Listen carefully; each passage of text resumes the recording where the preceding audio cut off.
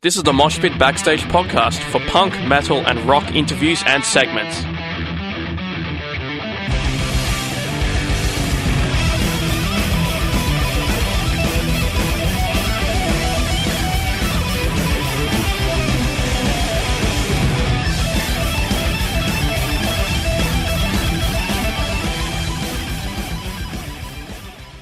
Drown This City are an electronic metal band from Melbourne fronted by Reade, a girl with killer scream vocals. I have her on the line right now. How are you, Alex?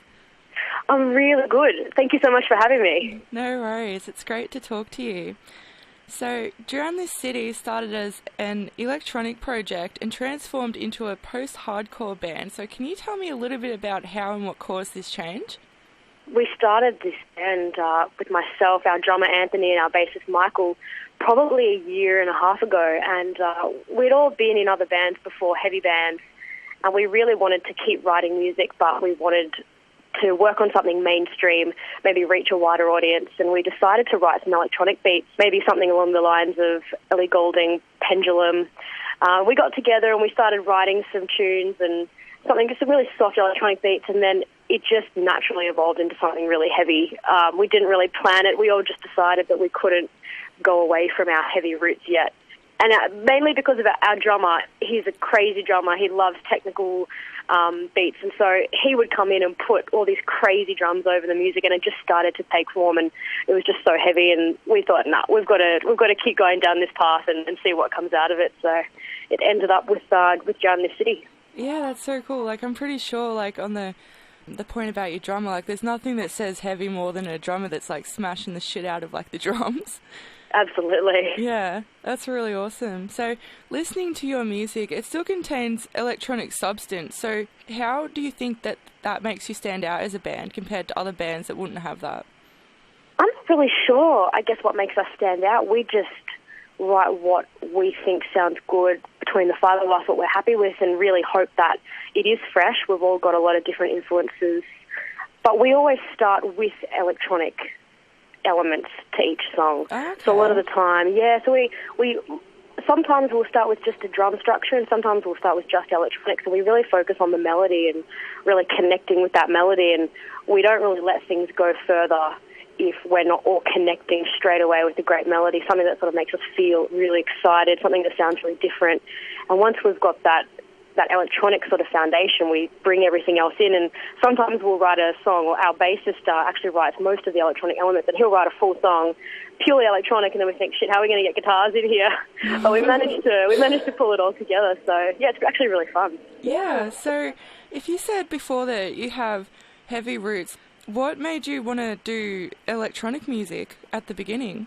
There's a lot of electronic elements in post-hardcore, and I think recently a lot of electronic influences coming out in metal, and all of us have listened to a lot of electronic music as well as metal, punk, hardcore, and we started the project without a guitarist, so it was really natural for us to write everything electronically. We just used what we had, and it was natural just to get all those elements in with electronic beats, and then it just built that foundation. In terms of the influences, we've all played in metal bands. We all listen to the heaviest posty bands you can think of, but we all love mainstream music and catchy electronic music as well. So we just managed to sort of put our influences together.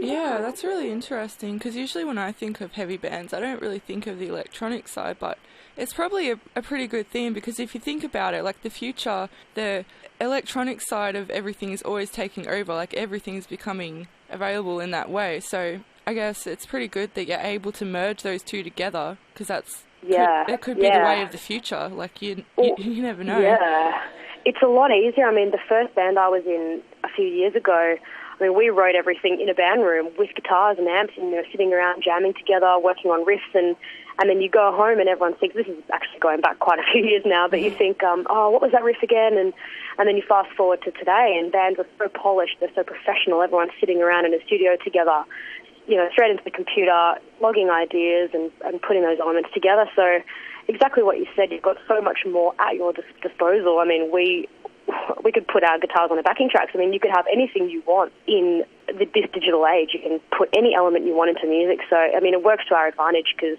I think our electronic element is something that we love the most about our songs so far. Yeah, and it really makes you stand out. So, listening to the studio versions of some songs, it sounds like there's layered parts of singing with harsh and soft vocals, so this obviously makes it a more dynamic piece. Now, I was just wondering, how do you go about performing these songs live if there's soft vocals laid in the harsh vocals? We've got our guitarist, Matthew, and he does screaming with me actually on stage, so we'll probably see a bit more of him in our new songs. He'll do some more screaming, but we split the parts between us, particularly in the choruses. We've got a lot of overlap of cleans and screams, and Matt does all of those and helps me out on stage, and it sounds a lot more full stage as well, but we put gang vocals, layers on backing tracks as well, just to make sure that our live performance still feels really full and still has that impact so that nothing's sort of missing. But I always do the cleans and focus on the cleans for each of those parts if they overlap. Yeah, I guess if you're performing it live, Matt can do like harsh vocals and you'll do the clean vocals. Yeah, exactly. Yeah, so for example, The Edge, one of our songs, The Edge, we've got a chorus that sort of has a call and response sort of clean to scream ratio through that chorus. And so he does all the screams over the top of me doing all the cleans, and then we scream together in the bridge. So it's actually really awesome having a second vocalist to help out and keep that full feeling and make sure none of the vocals are missing. Yeah. Awesome. Do you think it's more common these days to see like female-fronted hardcore bands with harsh vocals? Because I think in the past it's been a pretty male-dominated thing to have the screams.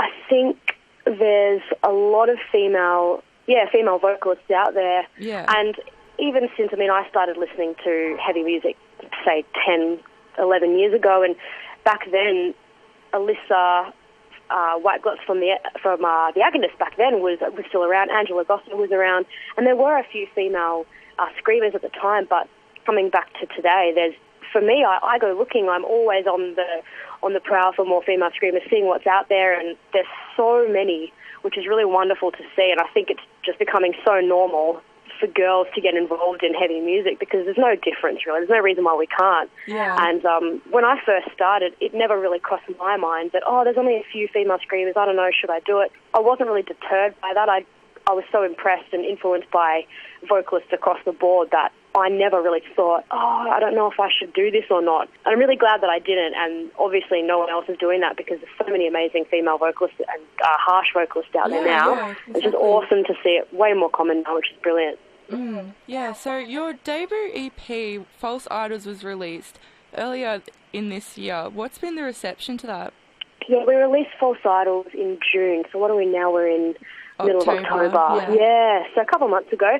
We've had a really great response, probably more than we could ever have imagined. It's a really short, sharp EP. We've got 5 tracks on it, and we just really wanted to get a nice EP out there as an introduction for us. We never planned anything grand for this EP, and so far the opportunities that we've had are just mind-blowing, actually. We couldn't really believe the response. We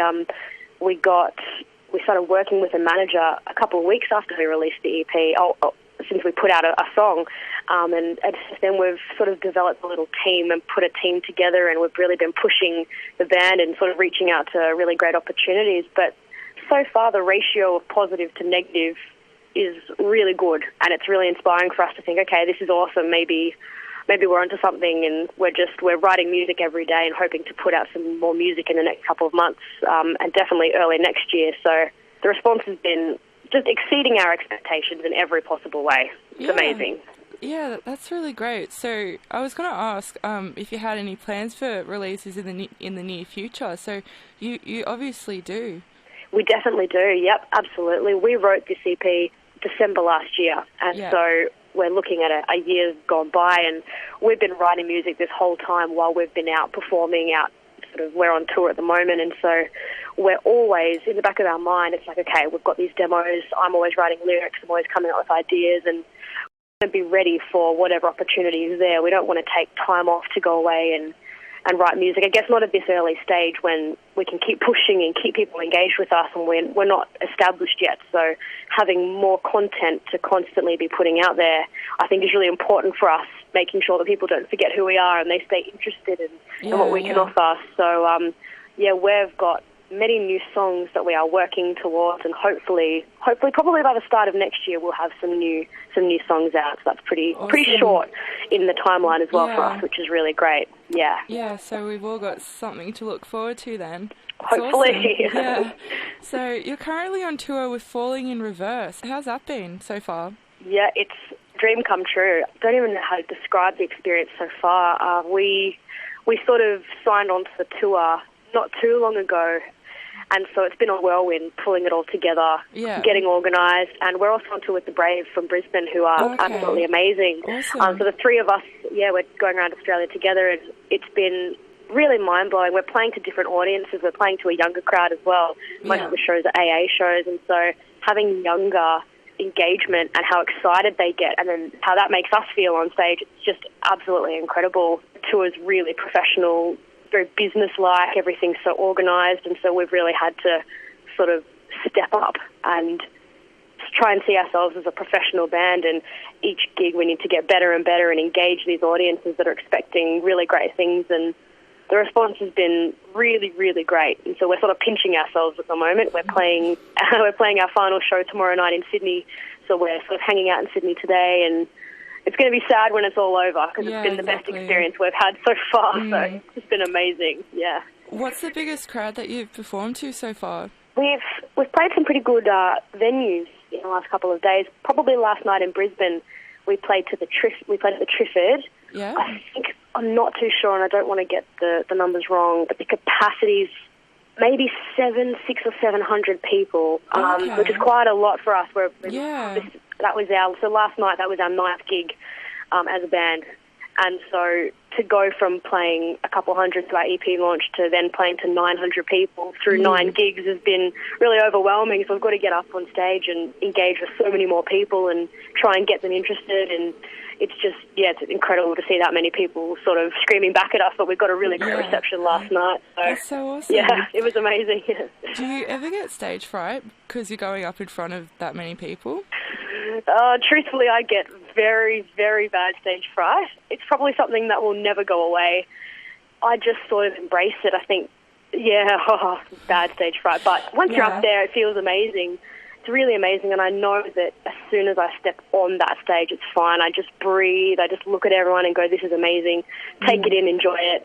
But I think the hour beforehand, before going on stage, we're all sort of jumping around backstage, fiddling around, sort of just that adrenaline and the nervousness and the excitement is just sometimes really overwhelming. It's like, what am I going to do for the next hour? The clock feels like it's taking 3 hours to tick down, 10 minutes before we go on stage.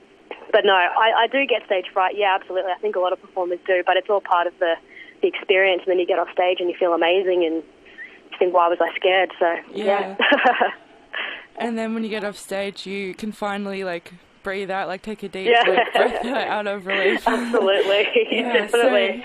So how's this is random question, but how's That's Ronnie? Right. Ronnie from Falling in Reverse. I knew I would get asked that question. I've always seen him in the music videos. I've seen him on Instagram, but I've always wondered what he's like. Yeah, well, truthfully, we don't have a great deal of engagement with Falling in Reverse. I mean, the tour it's really quick. I mean, we fly out in the morning. By the time we get our gear, we get to the venue, all the band's loading, we sound check, we get on, we get off and pack down. I mean, there's very little time to sort of hang around.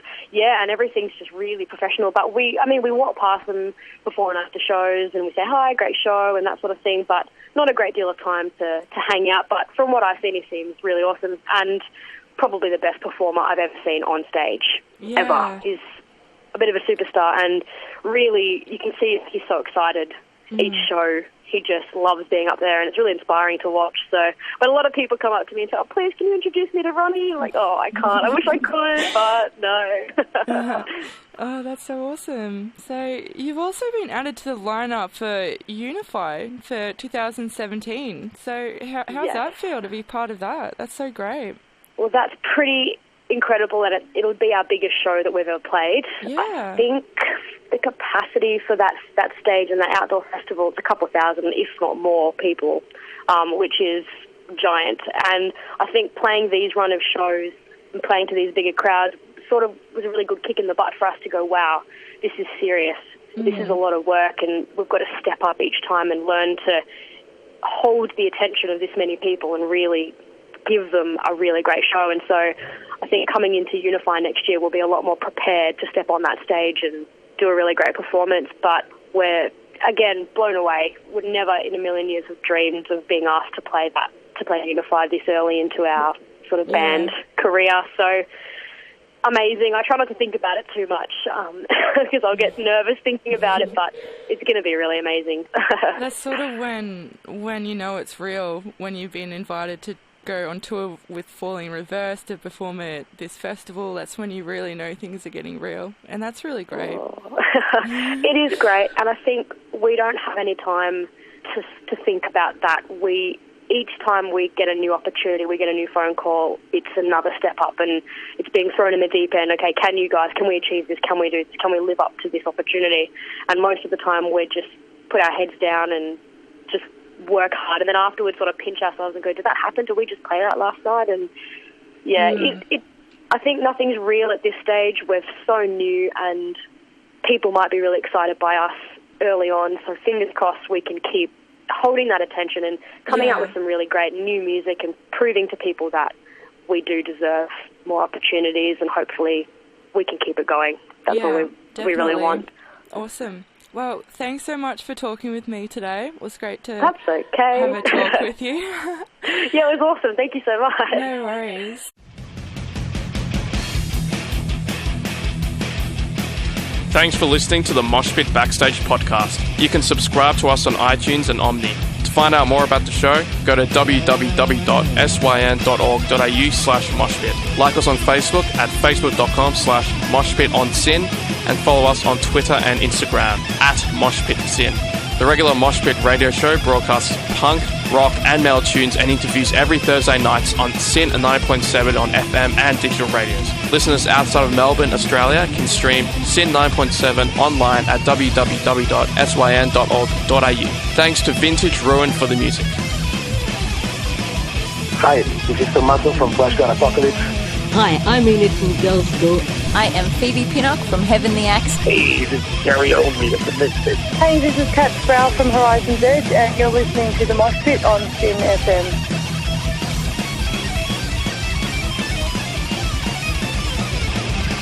Hi, this is Einar from Leopard. Hi, I'm Virginia Lilly from the band Lily. This is Raul from 1349. Hey, what's up, everybody? This is Ali from Zebrahead. Hey, everybody, this is Charlie Benante with Anthrax, and you are listening to the Moshpit on SYN.